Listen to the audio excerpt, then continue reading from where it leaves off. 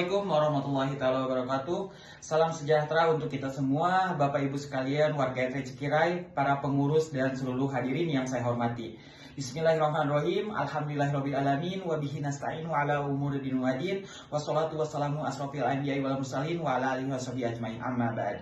Terima kasih Bapak Ibu atas kehadirannya dan terima kasih Bapak RT atas tempat dan waktunya untuk bisa mengumpulkan atau bisa kita bersosialisasi, kita bisa berdiskusi terkait pengelolaan sampah. Izinkan saya perkenalkan, nama saya Hasyim Asyari, saya dari Universitas Terbuka Bogor, jurusan Ilmu Komunikasi. Di sini saya ingin mengajak dan bersosialisasi terkait pentingnya mengelola sampah. Hari ini saya ingin mengajak kita bersama untuk melihat satu isu yang kelihatannya sederhana, tetapi efeknya sangat menentukan kualitas hidup kita setiap hari, yaitu pengelolaan sampah di lingkungan RT Cikirai ini. Lingkungan bersih bukan hanya soal estetika, tapi soal kesehatan, kenyamanan, bahkan mental, well-being yang kita tinggal di sehari-hari. Menurut data SIPSN 2024, mohon maaf koreksi kalau memang salah, timbulnya sampah nasional mencapai lebih dari 34 ton per tahun. Dan yang berhasil terkelola baik masih sekitar 33%. Lalu juga menyebutkan bahwa tiap orang Indonesia menghasilkan rata-rata 0,68 kg sampah per hari. Dan hampir 40% adalah sisa makanan dari rumah tangga. Artinya apa? Level RT itu bukan level kecil, justru ini titik masalah terbesar itu berawal. Karena itu saya ingin mengajak kita semua, mengajak warga RT Cikirai untuk bersama-sama melakukan tindakan yang bisa kita kendalikan skala lokal dulu, yaitu skala rumah tangga dan koordinasi dengan RT.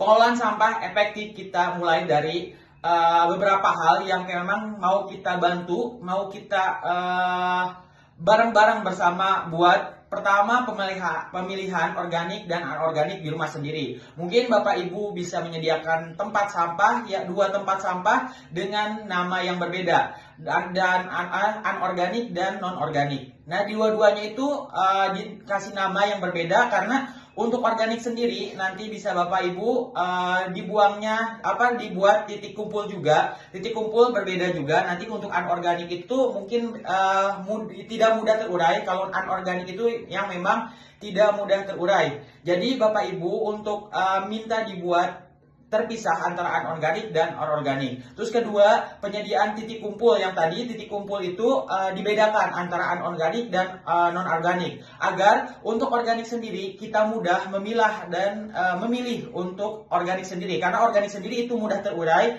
seperti mungkin sampah rumah tangga kayak bekas sayuran, mungkin kayak gitu. Terus yang memang mudah terurai, nanti biar warga Cikirai juga membantu untuk terkait penguraian sampah-sampah tersebut.